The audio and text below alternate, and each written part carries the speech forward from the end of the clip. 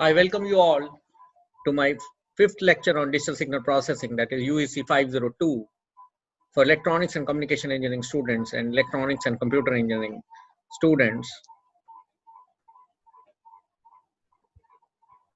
In last lecture, we did derivation of circular convolution, but we have not done any example. So we will first do one example, that is perform the circular convolution of the following two sequences. That is x1n is equal to 2, 1, 2, 1. And this arrow sign shows n is equal to 0, that is origin. And x2n is 1, 2, 3, 4, and this arrow sign shows the origin, n is equal to 0. We will first arrange x1 in circular fashion, that is all elements are arranged in counterclockwise direction. So this is, I am considering n is equal to 0, that is x10 is equal to 2, n is equal to 1, that is x11 is equal to 1 at n is equal to 1, x12 is equal to 2 at n is equal to 2, and x13 is equal to 1 at n is equal to 3. Similarly, elements of x2n are arranged x0, x201, x20 is equal to 1 at n is equal to 0, x21 is equal to 2 at n is equal to 1, x22 is equal to 3 at n is equal to 2. And these all are arranged in counterclockwise direction. Now, for the calculation of circular convolution, we need to have a look at its formula, that is output of circular convolution x3m, where m is 0, 1 to n minus 1, is summation n running from 0 to n minus 1, x1n, x2, bracket m minus n, bracket close with subscript capital N, that is modulo n operation. The first element of output of circular convolution is x30 equal to n running from 0, summation n running from 0 to n minus 1, x1 n, x2 minus n with modulo 4 operation. This is folded sequence. This is x2 minus n with modulo 4 operation is folded sequence. So if you look at this, x1n, the elements of x1n are going to be multiplied by elements of this sequence, element by element basis, and the resultant sequence, all the elements of the resultant sequence are going to be added. So for that, we will use first this graph and then we plot this graph. This is folded sequence x2 minus n with modulo 4 operation. And if you look at this, all the elements are arranged in reverse order, that is clockwise direction.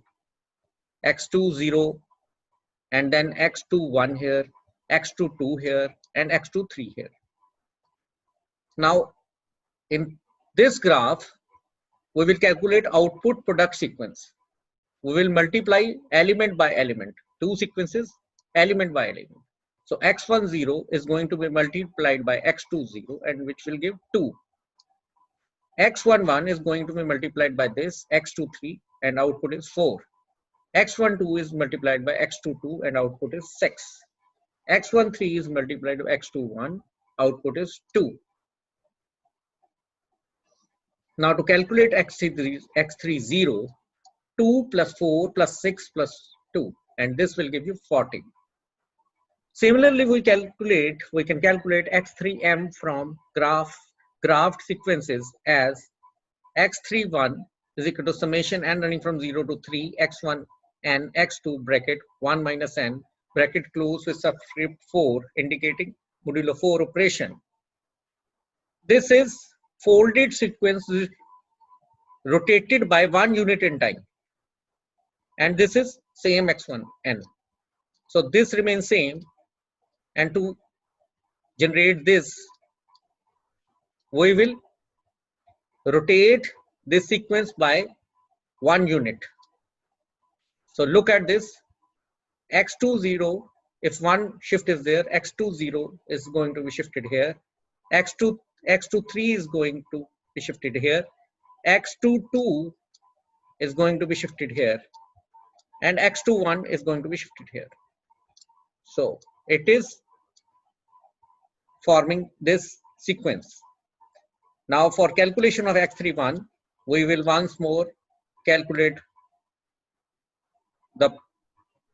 once more multiply each element with each element of this and then add up as we did in this, and we will conclude that x3 1 is equal to 16, x3 2 is equal to 14, x3 3 is equal to 16.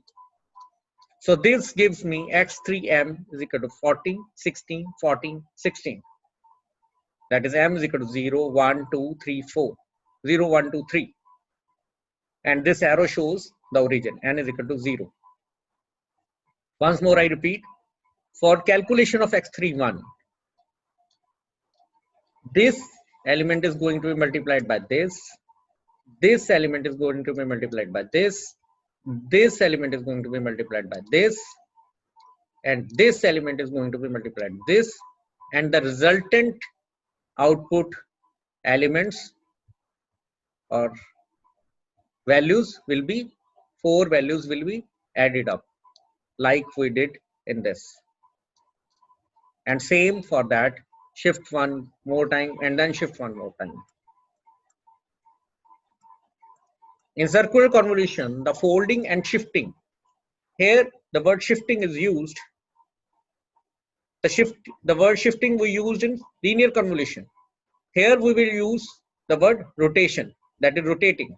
The folding and rotating operations are performed in a circular fashion by computing the index of one of the sequences by using modulo and operation. So the circular convolution is expressed as x1n circular convolution operator like this, and x2n, and its DFT is x1k and x2k. This approach is a graphical approach to calculate circular convolution. There is another way or an alternative method to solve the circular convolution is by means of DFT and IDFT as shown below. In this, we will first calculate individual DFTs and then multiply them element by element to calculate the resultant DFT, like this x3k is equal to x1k, x2k. So x1k and x2k are multiplied at a particular value of k. After calculation of x3k, I will take its IDFT and calculate x3n, which is same as circular convolution. To verify this, we will perform this operation on the previous problem, that is considering these sequences.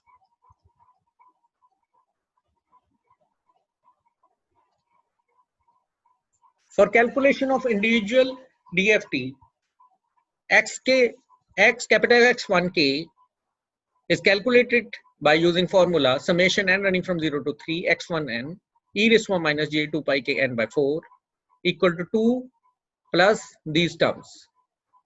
So capital X1k at k is equal to 0 is 6, capital X1k at k is equal to 1 is 0, capital X1k at k is equal to 2 is 2, capital X1k at k is equal to 3 is 0.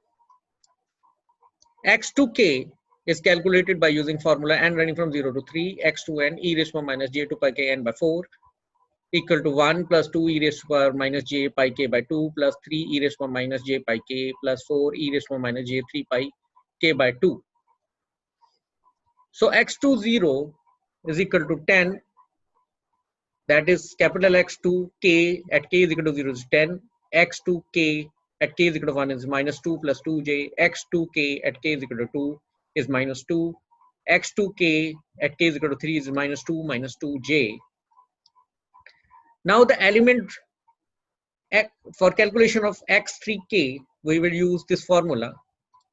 This is x1k and x2k are multiplied for a particular value of k. So let's start it. X3k at k is equal to 0 is calculated by multiplying this 6 into 10, 60. X3k at k is equal to 1 is found by multiplying this 0 with this term, that will give you 0. X3k at k is equal to 2 is obtained by multiplying this term 2 by this term minus 2, and we will get minus 4. And x3k at k is equal to 3, we calculate it by multiplying this with this, that will give you 0. Now after obtaining this sequence x3k for all values of k, I will calculate its IDFT. That is x3n is equal to 1 by 4 summation k running from 0 to 3 x3k e raised to power j 2 pi n k by 4 is equal to 1 by 4 60 minus 4 e raised to power j pi n. And this is how we calculate x3n for different values of n. So x3n at n is equal to 0 is 14, x31 at n is equal to 1 is 16, x32 at n is equal to 2, x32 at n is equal to 2 is 14, x3n at n is equal to 3 is 16. If you verify the answer, it is 14, 16, 14, 16. So it is same as this. So there is no difference in output. So the students can make program in MATLAB using this formula or by using this approach. Either use this method or use this method, whichever is comfortable to you. Next is time reversal of sequence. Now, DFT of xn sequences, capital Xk. What will be the DFT of x minus n with modulo n operation? That is equal to x capital N minus n. Calculate its DFT. For calculating its DFT, I am once more applying the same formula, but here capital N minus n is equated or considered equal to m. Substitution of this value, change the limit from m is equal to 1 to n, e raised to minus j 2 pi k capital N minus m by n. Now what is this? This is m is equal to 1 to n. We all know that there are n unique terms, and those can be 0 to n minus 1 or 1 to n. So without any loss, I can write this m is equal to 0 to n minus 1 x m e raised to power j 2 pi k m by n.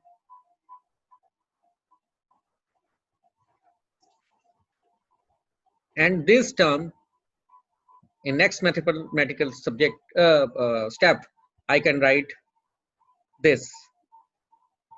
I can express this term as this, and it is found to be a capital X n minus k, which is equivalent to x minus k with modulo n operation. So this is equivalent to reversing the n point sequence in time is equivalent to reversing the DFT values. Very important result. Now next is circular time shift of sequence. That is x bracket n minus l with subscript capital N. We will calculate its DFT. Now applying the same formula on this, but here there is a change. I will bifurcate this summation into two parts, this and this. In one, the summation limit is n running from 0 to l minus 1, and in other, n running from l to n minus 1. So we will solve these terms separately. First, I will solve this. This is n running from 0 to l minus 1, x n minus l with modulo n operation, e raised to power minus j 2 pi k n by n, and I can write it as x capital N minus l plus n. Now substituting this value, m is equal to capital N minus l plus n. This will give me this result. And in the next term, for calculation of this, I will substitute here m is equal to n minus l. And this, by using this, I will arrive at this. Now I am having both outputs. I will substitute these values here and here, and I will join these two summation terms and get this summation m running from 0 to n minus 1 xm e raised to minus j 2 pi k m by n in brackets into this into e raised to minus j 2 pi k l by n. So this bracketed term is actually DFT of xn, that is capital Xk, and this is multiplied by e raised to power j 2 pi k l by n. So I can write e, instead of this I can write e raised to power j phi k, e raised to power minus j phi k, where phi k is phase, and that phase is 2 pi k l by n. Phi k is 2 pi k l by n. So it is, a phase term is multiplied. Now circular frequency shift. Now xn, the time sequence xn is multiplied by e raised to j 2 pi ln by n, and we need to calculate this DFT by using conventional formula. Now combining the frequency index terms in same bracket, we will achieve this result, and this is actually equal to DFT of xn, that is x, capital X, bracket k minus l, bracket close with subscript n, that is modulo n operation. And the actual meaning is that the frequency term k is shifted by l units in frequency. So multiplication of xn with complex exponential sequence e raised to j 2 pi l n by n is equivalent to the circular shift of DFT by L units in frequency, like this k minus L. K is index of frequency, and this is going to be shifted by L units in frequency. Now the complex conjugate properties.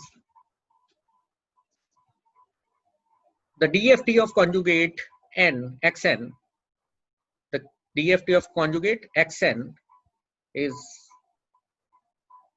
achieved by this. We can write this expression like this, and this conjugate term is, I'm putting it outside the bracket.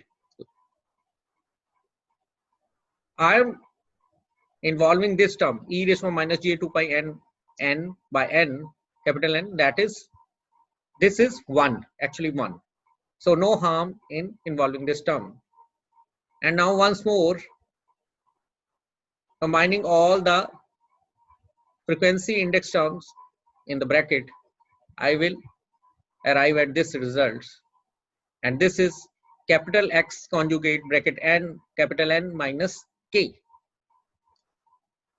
Similarly, for counting DFT of conjugate x minus n with modulo n operation, which can be written as x conjugate capital N minus n, is capital X conjugate k. How? For this, we will use this technique. That is, we will calculate IDFT of capital X conjugate k. This is equal to 1 by n summation k running from 0 to n minus 1 x conjugate k e raised to j 2 pi k n by n.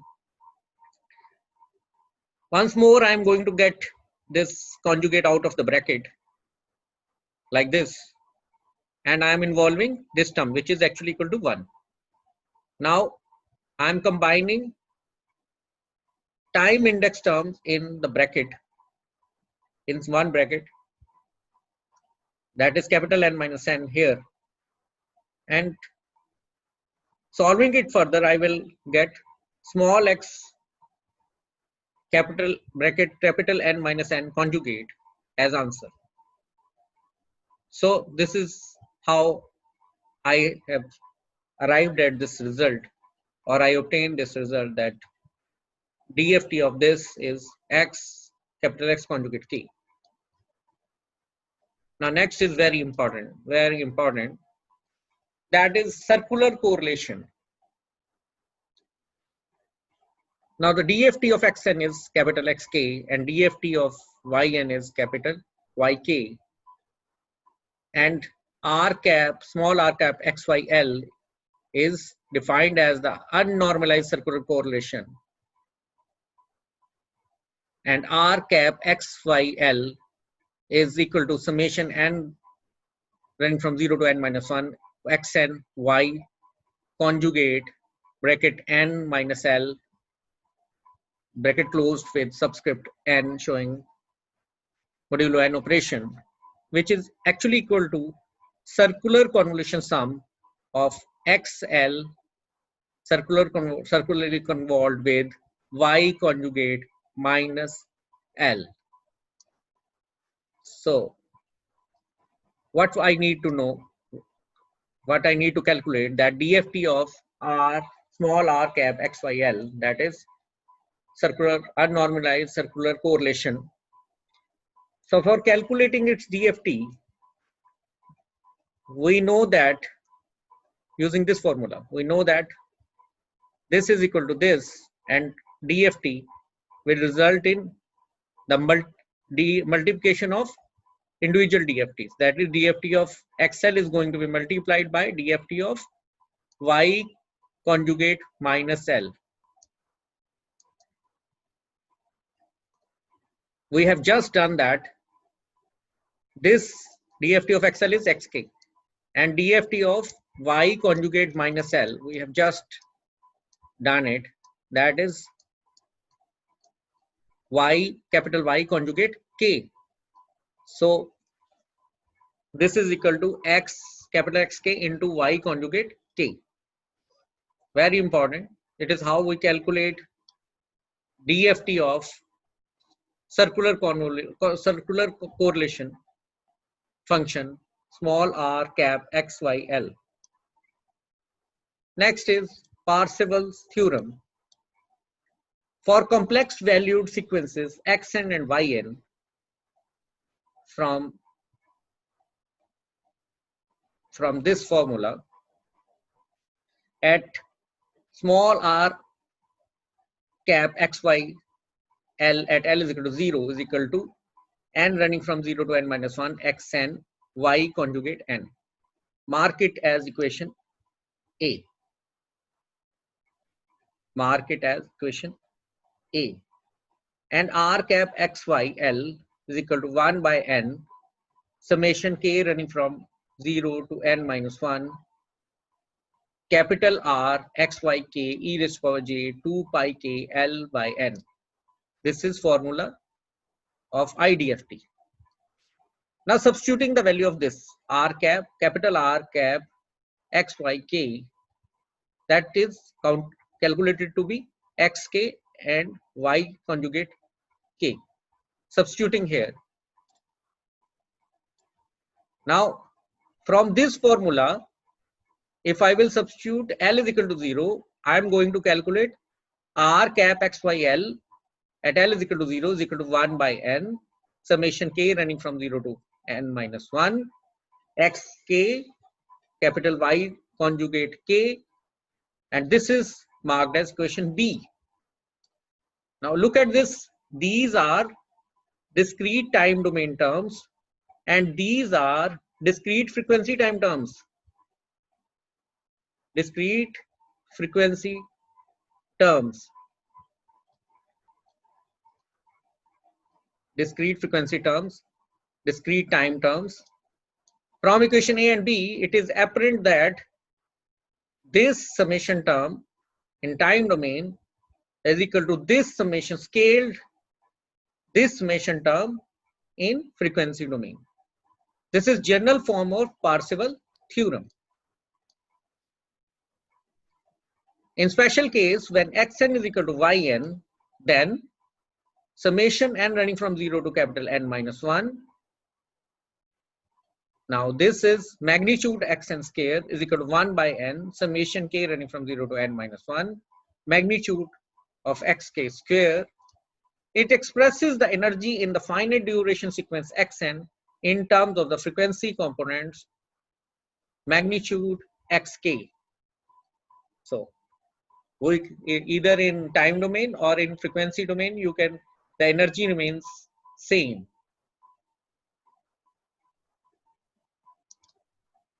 You can calculate in any domain, but the answer remains same. Energy remains same. This is Parseval theorem.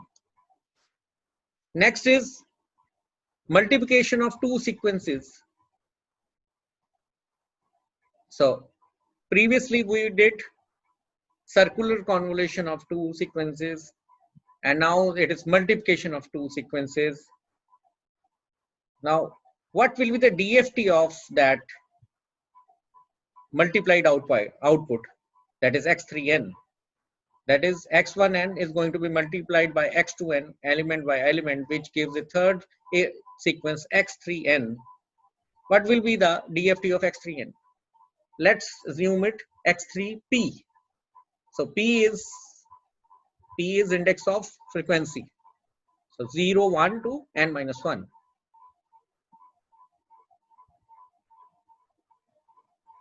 So x3p is equal to n running from 0 to n minus 1, x3n e raised to minus j2p n by n, substituting the value of x3n, that is x1n, x2n.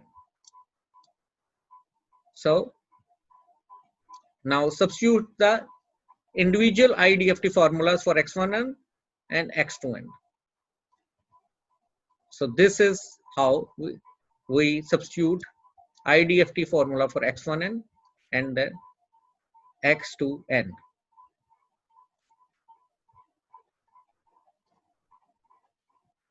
Now here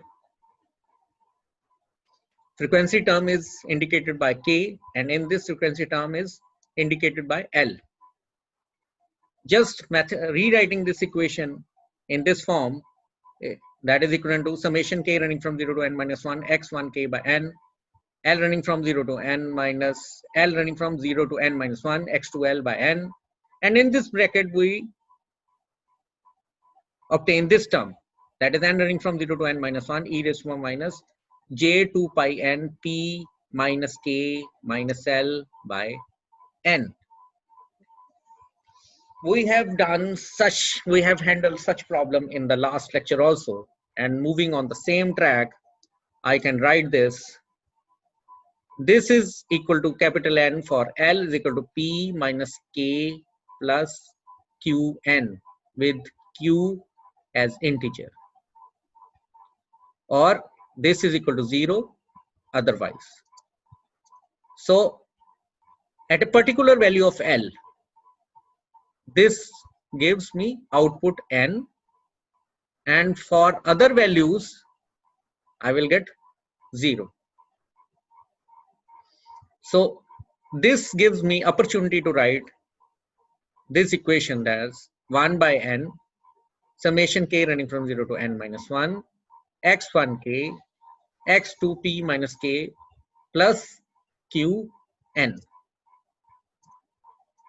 In terms of modulo n operation, I will write it as 1 by n summation k running from 0 to n minus 1 x1k into x2 bracket p minus k bracket closed with subscript n, that is modulo n operation, and it is found to be circular convolution. So x3p will be equal to 1 by n capital X3p, that is DFT of x3n sequence is equal to 1 by n DFT of x1n, that is x1p, circularly convolved with capital X2p, that is capital X2p is DFT of x2n. This means multiplication of two sequences in time domain is equivalent to the circular convolution of their DFTs in frequency domain. This relation is very important. So once more I repeat that here what we did, x1n is multiplied by x2n to give another sequence x3n, and we were interested in its DFT. which is indicated to be X3P. So what we found that X3P, that is DFT of X3N, is equal to 1 by N X1P circularly convolved with X2P. Therefore, multiplication of two sequences in time domain is equivalent to the circular convolution of DFTs in frequency domain. So I finish my lecture here, and that's all for this session. Thanks for attending this session.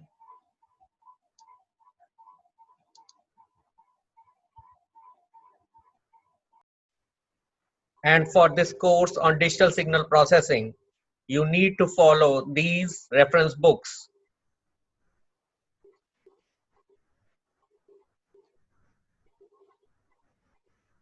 And for self-study, you can purchase 1 or 2 books of your own choice from this list. Thank you.